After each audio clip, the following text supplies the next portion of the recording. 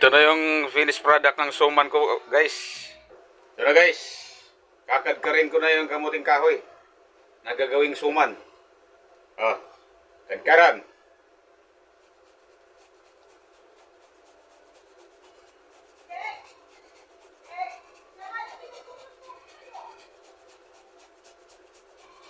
Marami ito pagkaluto. Pagkain na ito, hindi pang tinda. Pero pagandahin ko rin. May palaman na matamis sa gitna. Magbukod ako ng kinadkad ko. Gawin ko minamatamis, ipalaman sa gitna.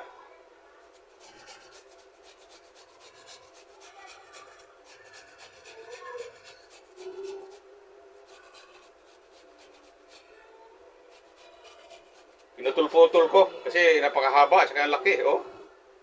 Pinutol ko siya. Oh. Oh. Napakalaking kamuting kahoy. Galing Tagaytay ito, guys. Inuwi ko talaga. Talagang napakabigat ng binitbit ko.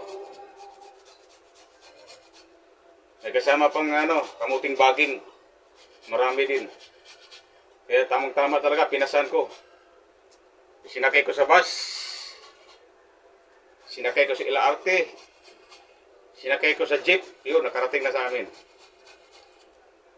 Talagang maraming pinagdaanan. Napakalayo ng Alfonso, Tagaytay. Sabi nila, Cavite daw yun. Hindi ko alam. Wait, lampas sa Tagaytay yun. Cavite, dinadaanan na yun. Tapos Tagaytay. Ang alam ko, Alfonso, Tagaytay din yun eh. Sabi nila, Cavite daw. Hindi ko alam. Bahala sila. Basta Tagaytay yun. Sabi nila, yung Alfonso daw, Cavite. Dinaanan pa nga namin Cavite, tapos Tagaytay. Tapos unahan pa yung Alfonso. Ibig sabihin, Tagaytay yun. Sa unahan ng Tagaytay. Cavite ulit. Dinaanan mo na yung Cavite, Cavite ulit. Di ko naguguluhan ko sa address na yan.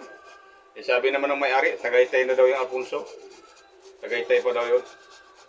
Kasi Cavite, dinadaanan lang yung papunta Tagaytay.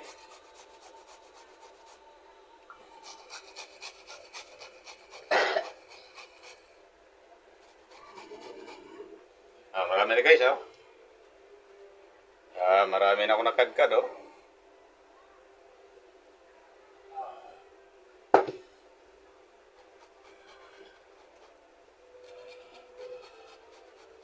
Para maiba namin yung kinakain, hindi puro kanin na lang.